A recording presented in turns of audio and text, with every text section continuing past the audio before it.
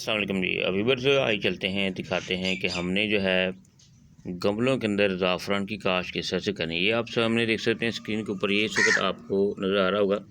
ये ज़ाफ़रान का बल्ब है जो लगाया गया था और इस वक्त अपनी ग्रोथ कर रहा है। इसके साथ ये देखें, ये यहाँ पर इसके ऊपर जो है 4 जो है इसकी जो है वो शाखें निकल रही हैं। तो इस तरह से जो है आप ज़ाफ़रान की काश्त जो है वो कर सकते हैं। ये देखें, ये पानी वाला टब जो था फार उसमें लगा दिया। यहाँ पर ये 6 इंच का 8 इंच का गमला जो है इसमें लगाया हुआ है और डिसम्बर वाली बाल्टी है जी। तो देखिए कामयाबी से ये चल रहे हैं और इस तरह से आप इनकी जो है वो गमलों में आसानी से काश्त कर सकते हैं। आपने बस ये करना है कि जब मौसम ठंडा हो रहा है तो उसको ज़्यादा पानी नहीं लगाना, तो ये खुद ही चलते जाते हैं। आपने जो मिट्टी तैयार करनी है, मीडिया तैयार करना है, उसमें वर्मी कंपोस्ट वगैरह लाजमी शामिल करें ताकि इनकी ग्रोथ जो है वो अच्छी हो।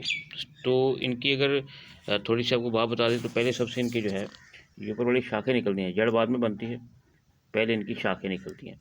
तो इन्हें आप अक्टूबर से लेकर जो है दिसंबर जनवरी तक जो है काश्त कर सकते हैं। तो ये आप देख सकते हैं ज़ाफ़रान की काश्त, ज़ाफ़रान के बल्ब लगाए गए हैं। तो अब होगा ये कि एक तो नीचे से ये बल्ब बढ़ते जाएंगे और ऊपर जब इसका टाइम आएगा तो फिर इसकी जो है इसके ऊपर फ्लावर बनेगा। तो ये आप देख सकते हैं ये ज़ाफ़रान की काश्त है।